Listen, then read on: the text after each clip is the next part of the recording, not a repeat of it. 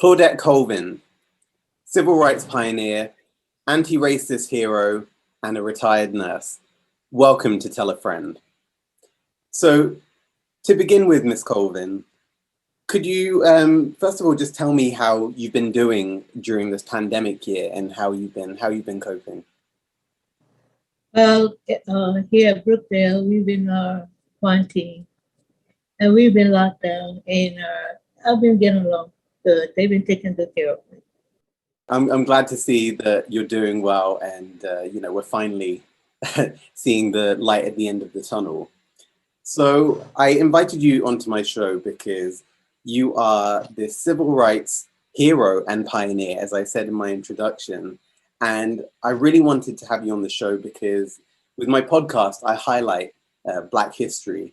And it's heroes like yourself who I love having as a guest because I think you have so much knowledge and wisdom that I can share with my audience and learn myself. So I'll begin with my first question and ask you to take me back to Montgomery in the 40s and 50s and tell me what life was like for a young Claudette Colvin. In Montgomery, Alabama? Montgomery, everything was segregated in Montgomery. The school, the community, and the churches. Everything was segregated. And the transportation system was segregated. And when shopping downtown, you wasn't allowed to try on clothes in the dressing room. And you wasn't able to try on shoes. And there was white fountains and a colored fountain. Everything was completely segregated. And that was signs saying white only. You wasn't allowed to go in these stores. And for a young girl navigating this segregated and racist environment, how did you, wrap your head around all of it? How did you view yourself in that segregated world? Well, you knew your parents taught you the do's and don'ts so you wouldn't get in any trouble. And you knew your boundaries. And if you didn't want to get into trouble, you stayed, you didn't cross your boundaries. So some people did, and they were penalized. And some people didn't. And Ms. Colvin, I have to say, when I was doing my research for this interview, I, read a lot about you. And one thing that kept coming up was your love of history and how growing up you had always been interested in history, especially Black and African history. And we share that in common. I'm a historian and I study history at university. So I wanted to know, what was the history that you were learning at school, from an early age? Who were the characters you were learning about? Well, I learned from my history teacher. We learned about our heroes because there wasn't any books in the library. And in the Botanical Encyclopedia, there was only 2 African Americans that got recognition. And that was Booker T. Washington, the educator, and George Washington Carver, the agriculture inventor. He was supposed to have invented a lot of things, but didn't get credit for it. It's famous, he did a lot of research on the peanut. So anyway, then we talked about other activists like women. And the 2 women stood out to me the most was Harriet Tubman and Sojourner Truth. And then we talked about the Black men at that time, the boys who were mostly interested in Jackie Robinson breaking the baseball barrier. And some of the students who was interested in music and opera was thinking about Marian Anderson. And she wasn't allowed to sing in Constitutional Hall because of the color of her skin. And she had to sing in the Lincoln Memorial. So those were the things that we talked about. And we talked about Frederick Douglass, W.E. Du Bois. The teachers brought us this information. And my two instructors, Mrs. Geraldine Nesby and Mrs. Josie Lawrence. Mrs. Josie Lawrence was my social studies teacher. These two teachers by the faculty members said they was unorthodox in their teaching methods. So Mrs. Josie Lawrence had us to subscribe. At that time, it was a little mini newspaper called The Current Events. We were learning about the struggle in Kenya. And so that's why I was so interested in history. That's so wonderful to hear, because actually something that, you know, comes up time and time again today is the issue about what's on the curriculum and what Black history is being taught to students. And there's a lot of debate about whether there's enough Black history. But it's great to know that you were learning about the Mau Mau, because I'm actually Kenyan myself. Yes. So it's wonderful that they were teaching that history. But I wanted to ask you, when you went home, did you continue these discussions around race and around, you know, politics with your family? Yes, because there was a lot of injustice that was taking place in the Black community. We was treated as second-class citizens. And when I was in the 9th grade, something happened. And I don't want to jump ahead of you. That was one of the reasons why I got interested. One of my classmates, when I was in the 9th grade, Jeremiah Reeves was arrested for being a serial rapist. And he was on death row, and he was a minor. And they held him on death row until he was old enough to be electrocuted. And, you know, how did all of that make you feel? I mean, you know, I say this cautiously, not wanting to ask an obvious question, but, you know, I struggle to put myself in your shoes back then, you know, where you're taking in your environment, where, you know, you're in a segregated society. You know, how did that impact you emotionally and spiritually? Well, I thought it was a very unfair, and because I saw the double standard. Because when a white man was arrested for the same crime, he got off scot-free. And this young man, this was an adult white man, raped a Black girl. And the judge didn't think that Black girl was attractive enough for a white man to rape her, to rape the Black girl. But this young man was held, he was a minor, and he was treated as an adult. So that was unfair. And we sent letters to Jeremiah, and so, you know, to try to give him support. And we don't know whether he would receive the letters or not, but we did. So that was when I was in the 9th grade. So you saw so much injustice as a child till you wonder why the adult was afraid to speak out. Now, before we get into speaking about your, you know, your historic day of resistance, I want to first of all just paint a picture for, you know, our audience, and, you know, ask you, what was the music you were listening to, you know, at this early age, and, you know, what was the food you were eating? Just paint a picture of, you know, the culture at the time. The music, the music that I was listening to, well, there was Sam Cooke's, and I listened to a lot of Sam Cooke music, and well, at that time, and it was rock and roll. It was rock and roll, and you know, Elvis Presley was on. We had a lot of Elvis Presley. And because we didn't have the radio station, I listened to a lot of Hank Williams. He was a white country singer. Yes. We didn't have a radio station, so a lot of music was country music, white music, country music. I love Hank Williams though. I like his music. And how did you did you go out to clubs and dances with your friends? We would have record hops, but I wasn't a good dancer.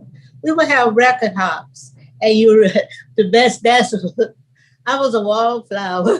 I was a wallflower. I wait till the end, and then everybody joined me at the end. And at that time, the cha-cha was coming out. The cha-cha has, the cha-cha. You heard talk of the cha-cha? The Latin dance, the cha-cha. Oh, yes. Yeah, but we didn't do it the Latin way. We did the rock and roll way. And that I didn't get because I was going 1, 2, cha-cha-cha, 1, 2, cha-cha. I didn't get it. I could never get it the rock and roll way, the cha-cha. No, that was good. And then later, as the twist came in, chubby checker, the twist. And I took all great twist. Yes, chubby checker. And everybody knows the blues, but you don't, blues is a slow blues, but the teenagers like the twist. And I have to ask you, in your, day-to-day life, whether it was going out with your friends or in school, did you have much interaction with, white people, white students? Was there that interaction? Oh, no, but because I lived on, I tell people, because I lived on, okay, this is a long story. I'm going to try to put it together the best I can, as simple as I can. I lived in between two white communities, Capitol Heights in the front and Highland Garden in the back. Capitol Heights was a white working class community, and Highland Garden was a low income white community. And we lived on this little elevated land that no one wanted, that was a seed company on this land. And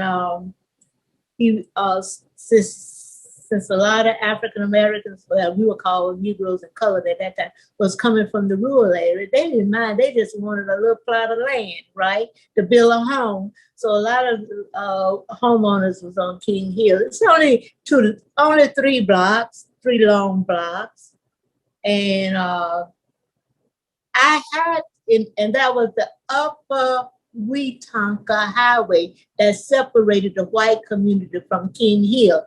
So on one side, that was white colored people or Negroes couldn't buy property across the highway.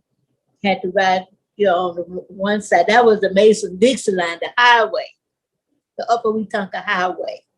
So I just recognized their faces and the color of their hair, but I did not know their name. And they, we made faces at them. And they threw spitballs at us, and they threw water balloons. But our parents told us not to fight them, run from them, because if we fought them, they will put us in the reformatory school. And we know that was a school for hard labor. So we were frightened. We didn't want to go to school where you had to do hard labor. So we didn't fight with the white kids, but every day I had to pass them in order to get off the hill, in order to get off the street where I live and cross the highway to get where I'm going. I had to pass white people. Now, but we didn't have to act. It's amazing.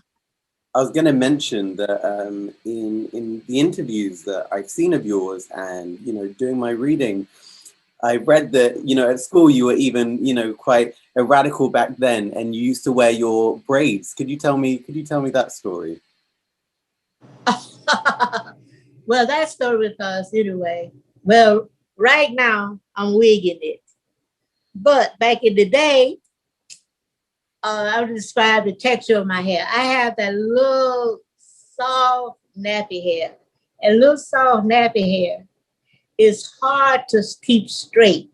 You need the coarse hair to take because then we didn't have the perm and all the chemicals that African Americans have now. We didn't have none of that now. Back then in the day, we only had what we call a hot comb and pomade. So my hair wouldn't stay straight no way. So anyway, I would say it didn't stay straight anyway. So I decided to go, not to worry about it. And I went to school natural, and the children thought I was really crazy. They said, what? And they was girls were telling me, you're gonna lose your boyfriend, you're gonna lose your boyfriend. So the boys are gonna be calling you nappy headed. So I didn't care. I didn't care. That didn't faze me then. And when you were wearing your braids, were you wearing it, trying to make a political statement? Were you wearing it to No, I was just celebrate no your at that time. When I was wearing it that way, I just got tired of straightening it. Then later I just kept on wearing it. And they were saying, when you gonna stop wearing it? I said, I'm gonna stop wearing it with everything when Black people straighten out their mess. But I didn't mean that straighten out their mess, but I meant that when Black people, find their own identity and stop worrying about, trying to emulate the white woman, because your hair wasn't gonna get straightened. It's what since I was on King Hill and being around and seeing these white people every day, I knew our hair wasn't going to look like theirs anyway. No matter how you straighten it, it wasn't going to look like theirs. Not with no hot comb. So anyway, that's what I was talking about. Even that small act. I mean, you were saying there that at school you'd get ridiculed from students, but the fact that you stood your ground, you were showing that early resistance, and you were showing that you were determined to live your life, make your own decisions regardless of what other people said or felt. And I use that to segue into the historic day, March 2nd, 1955. And I was wondering if you could talk to me through that day and what happened before the bus, because I think it'd be nice to understand how your day led up to that event. Well, it's what we were speaking about it, what we just said. We were studying about the whole month of February was, it wasn't legally then, it was just a week, but the faculty members said since Negroes were deliberately left out of American history,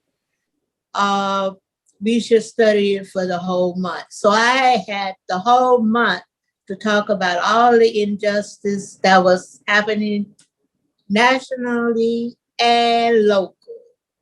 So anyway, that's why, and I tell the reporter, someone just says, several, you're not the first reporter, but the reporter asked me, why did you move when the bus driver asked you to give up your seat? I said, history had me glued to the seat. And then the reporter said, how is that? I said, it felt as though Harriet Tubman's hand was pushing me down on one shoulder, and Sojourner Truth's hand was pushing me down on another.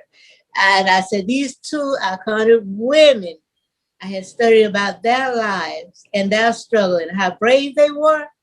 So it was no way I was going to let these Harlem Gardeners, at that time, the bus audience, get away with forcing me to give my seat up.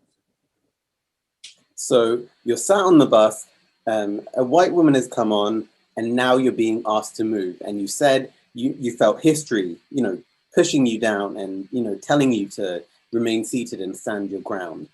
Could you tell me what was going on in your mind as, all of this was unfolding? Were you calm? Were you, with your heart racing? What was going on? No, I was a teenager.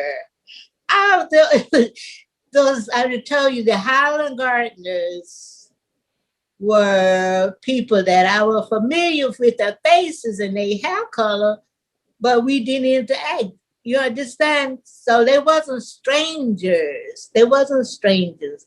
And the students in the back of me, during the altercation, one lady, I never will forget her. Her name was Margaret Johnson. She said one of the white little girl, one of the white students said, "Well, you got to get up because it's the law. You got to get up because it's the law." And Margaret Johnson said, "She doesn't have to do anything but stay black and die." And so that made me feel, that gave me a little more support. And the students, they gave me support because we all knew the students knew, the passionate, my classmates that lived in my community, they knew my mindset and they gave me support. So I didn't move and they didn't get off the bus. They didn't move either. I can only imagine. They didn't get out of that seat and run off the bus, what I'm speaking about. They stayed there with you. They you. remained seated. Yes. And I wonder, what the reaction would have been from your parents. As a parent, you hear that your child is, starting this movement, starting this, this defiance. What was the reaction when you got home and your parents learned about, your defiance on the bus? Oh, my dad said, we don't have a strong R in the South. So my dad said, well, he called me by my nickname. And so you put us in a lot of danger. And I said that these people were picking at me. They was picking at me, They were harassing me. That's what I told Daddy. I didn't say harass. I said they were picking on me. These white children was picking on me and the bus driver. And then they called the police. So my dad sit up all night, shot with a shotgun. A loaded shotgun, not an empty shotgun. Because my dad was a hunter. But you couldn't, Negroes at that time, our colored people, couldn't get ammunition until hunting season. But Dad always kept enough shells, we call them shells, to put in the shotgun. So he loaded his shotgun and sit there waiting. Because he said, if they come, I knew my dad was a good shot. I know the Klan was going to take me out. Because Dad would have took some of them out. And I wonder, at that time, did you realize the significance of your act? Did you, realize, how important that was? Or to you, were you still just standing, by your conviction? No, at the time I told you, it was just the Highland Gardeners, the low-income white people that on the altercation between the adult white people jumped in it and the bus driver, which it wasn't supposed to be, because I wasn't breaking the law. I was sitting in the seat that was assigned for colored people. But because of Jim Crow, the bus driver could ask you to release your seat. And in order for the white lady to sit, it had to be 4 people to move because the law was that a white person could sit behind a Negro or colored person. They had to sit in front of a white person, of a colored person, a Negro person, to show superiority and then want the Negro to feel inferior. Because you see, here in Birmingham, in Montgomery, we didn't even have the movable signs like they had here in Birmingham.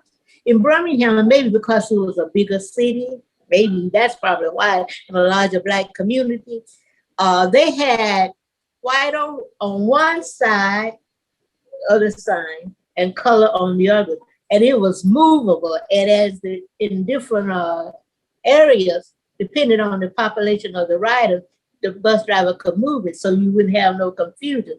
But we didn't have that in Montgomery. It was up at the top where the advertisement are, at the top of the bus, with an arrow pointing to the rear and an arrow pointing towards the front. So the bus driver had the power to move these signs. So my anger was at the Highland Gardeners, but I did not know at the time everything was an impulsive act, and I did not know that it would evolve into a movement. You know, that's something that has come up time and time again as I've been speaking to, activists from different decades, fighting different causes. You have these huge historical events that take place, and people don't realize the gravity of what's happening at the time. And, as a history student, taking all of this information in is fascinating for me. But I wanted to move on to talking about the court case that followed. And I was wondering if you could talk to my viewers a bit about the court case and your involvement in it.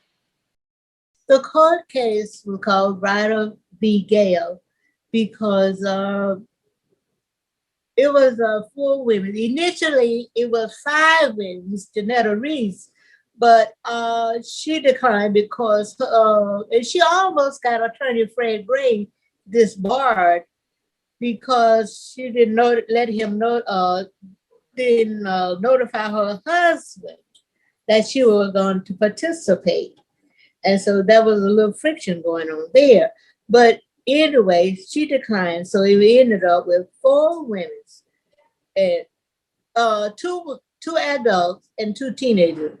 Mrs. Susan McDonald, Miss Aurelia Browder, who the case was named after, and Mary Louise Smith, and her name is Mary Louise Smith Ware now, and myself. And initially, they wanted to use Mrs. Parks as a spokesperson, but for the information that I received is that attorney Fred Gray came to New York to get advice from Robert Carter and Thurgood Marshall that they need to get new plaintiffs, that they could hold. Mrs. Parks was only arrested for misdemeanor and they could hold out another year, and they didn't know whether the protesters would be willing to stay off the bus another year, because people don't realize with the transportation system, that system was all over the South, and that they had a bus boycott in Tallahassee, Florida, that was unsuccessful, and one in Baton Rouge, Louisiana, was successful. So Dr. King had led this one successfully, and we had to lose. So they had to, attorney Fred Gray first asked volunteers from ministers, but the minister declined because that churches were being bombed by the KKK.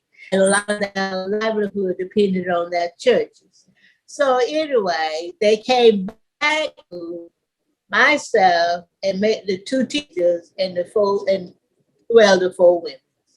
And so that's why the case, that's what the case went to the state, and then eventually it went to the Supreme Court.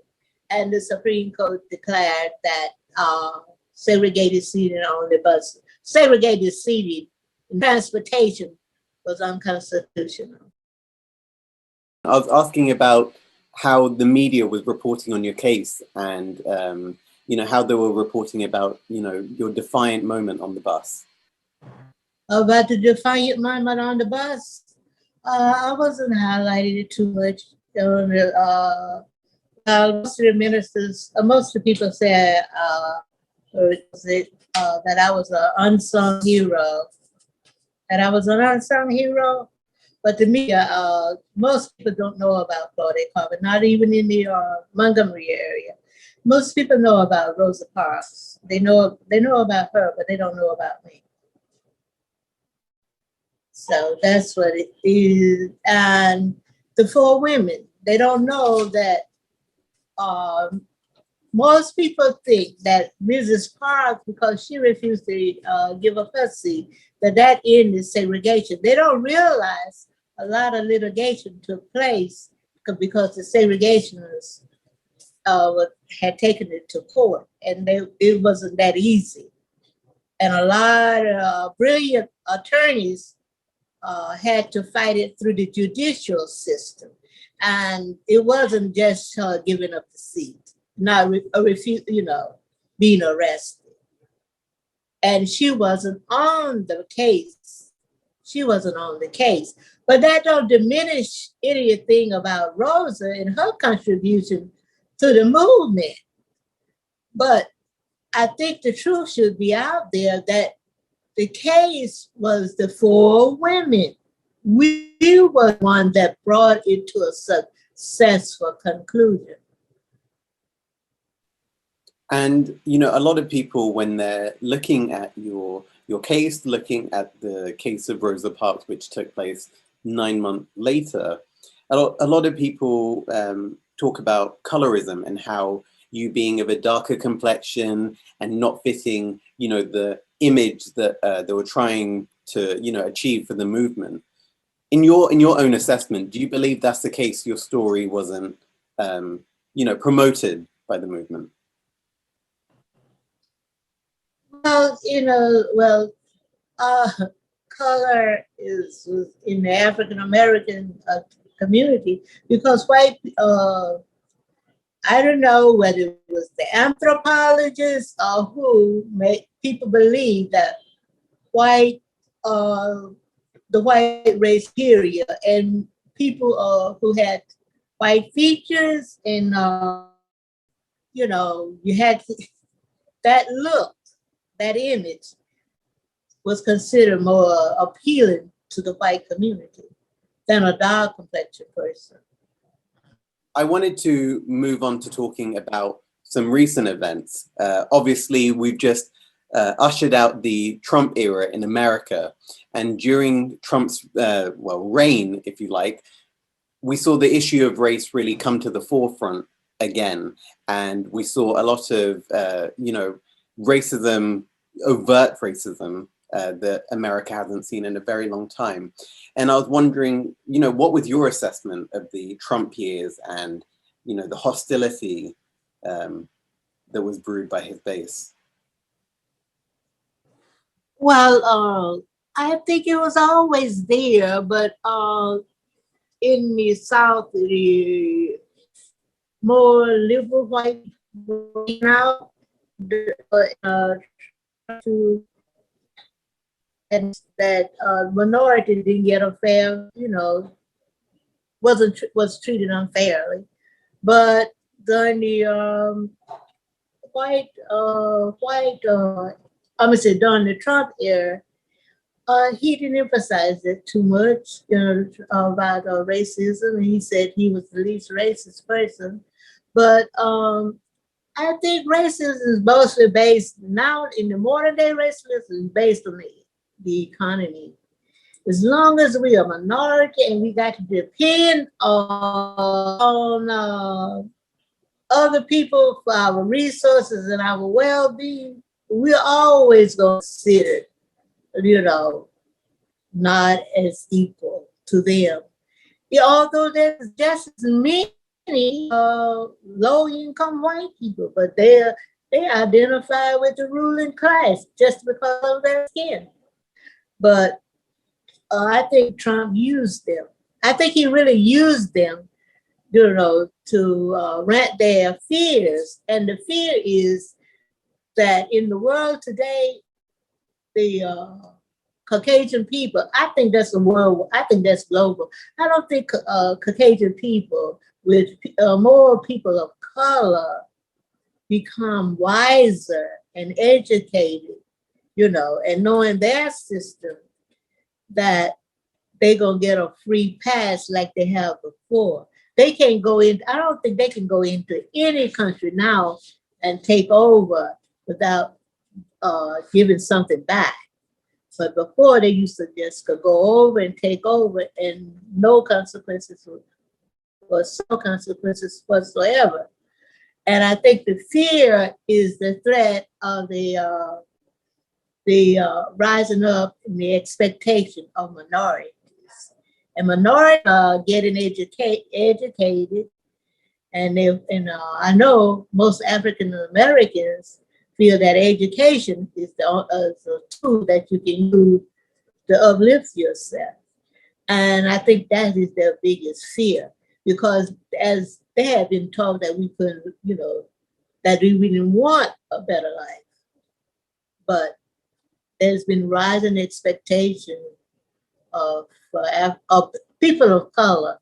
And it's not only African American, all people of color. And another country that's in the global, just from watching TV, China has come on the scene. Boy, and Chinese people don't play around. So I think that's a big problem. The Caucasian people in other words, what I'm gonna say, they're gonna have to compete, and before they didn't have to compete. Everything was handed. They got everything easy. I think the word they use, what is it? Privileged white people? Is that the word they use? Yeah. I think that's the end of it. And that's a big.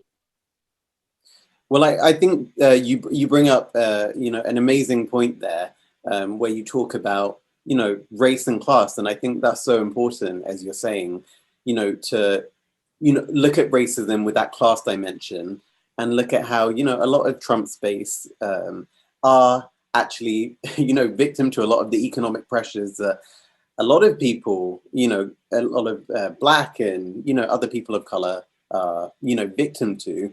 But the difference is they vote based on their color allegiances. They vote on what's best for their white privilege.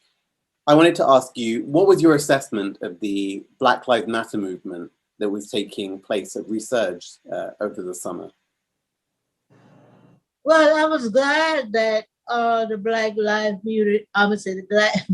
Black Lives movement came out and spoke out, and was able to express themselves, get their voice known. So because there was too much injustice going on openly, and especially after George Floyd death, it was too much. It was too much openly. That was 21st century George openly. I don't know. I don't understand that. Really can wrap my mind around it. And, it's so depressing too to know that the law enforcement people are supposed to protect you, and they go out the way to harm you. So I just couldn't wrap my mind around it. I don't even try to. And I'm glad that the young people, fighting for police reform. There need to be some. You're supposed to be treated equally, And how do you feel when you look at the racial injustices that are taking place today, and you think back to 1955, where a 15-year-old Claudette Colvin was fighting the same issues back then? Does it make you feel a little bit depressed that things aren't improving as quick as we'd want them to? I think, yes, I think that a lot have changed, but a lot still remain the same.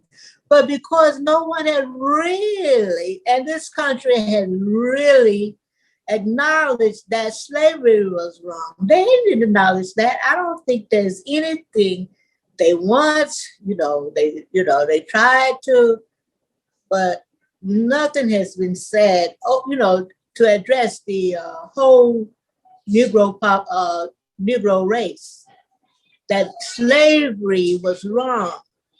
And so I think until we address that, and that the anthropologist was wrong too, that we are not the missing link to the chimpanzee, right?